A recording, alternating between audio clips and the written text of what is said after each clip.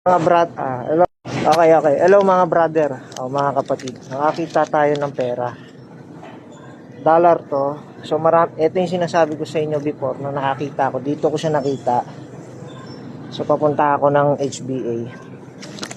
So bibilangin natin to ha. 20, 10, $10 plus $34. So, ano, 1, 2, 3, 4, dalawang 10. So, $34.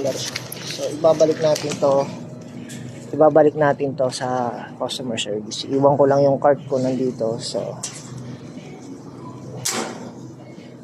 din yun. So, ibabalik ko siya kasi hindi siya sa atin. Kinausap ko ni brother, sabi ko, pera, Romo, pera. Sabi ko, ibabalik natin to kasi hindi naman sa atin to. So, i-loss inform natin to. So, nandito tayo ngayon sa customer service. Punta tayo. Hi, Ma'am Esther Lane. Good morning. Yeah, probably this morning I found again the money on that side before we go to the produce area. You found money this morning too? Yeah, this one is $34. So I mean, somebody found money the other day. Yeah, the other day, that's me. The $100? Oh no, not me. The ring I give it to you. That I found it. So where was this at? Probably on the service sub-service counter area beside you. Not really service. On the entrance. On the floor? Yeah, on the floor. So, okay. So that's $34. Okay. I found it. The last time I found it, you. Thank you. You're welcome. Yeah.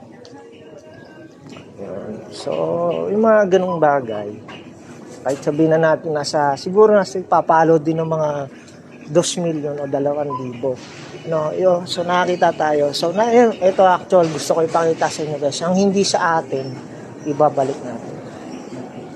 So, yun lang yung magiging tutulong. Ha? $34. Binalik ko na. Nakuha? Kay Esther Lane. Hindi pa yun, siyempre. So, yun, nakaraan, parang $100 din daw. May nakakita rin daw, may nagbalik. So, yun yung kalimitan dito na ibinabalik. So, pag hindi sa atin, lalo na pera, huwag tayo mangunguha. Promise kayo sa inyo yung kapatid. Binalik na natin yan sa customer service. So, pag hindi sa atin, balik natin. Kasi pagka binulsa natin yan at kinuha natin ng hindi sa atin, mas malaki ang balik niyan eh. Before kasi dati, nakapulot ako ng, alam mo 100 lang nakapulot ako 100 pero ang nawala sa akin 5,000. Oo, totoo yan mga brother. Kung hindi ka man mawalan, ninakawang ka. Ganun lang yun. Kasi nangyari kasi sa akin yan, parang may nagbukas ng bag ko, may dumikit sa akin ng dati. So, naging biktima rin din ako ng ganun na bukas bag. Kasi nung time na yun, yung wallet ko nasa loob ng bag ko. Pagbukas ko ng bag ko, wala. Pagkuha ko ng bag ko, wala na, bukas na yung zipper. So, parang hindi ko rin naman kaya lang, kung saan nangyari yun or what. So yun, pag-aakilanganting lang mga kapatid, yun lang. Pag hindi sa ating pera, lalo na't pera at mga bagay, balik natin loss and found. Yun yung customer service.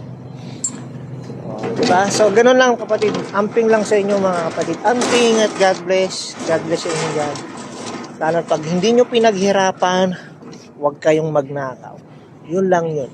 At kung hindi naman sa inyo, ibalik ninyo.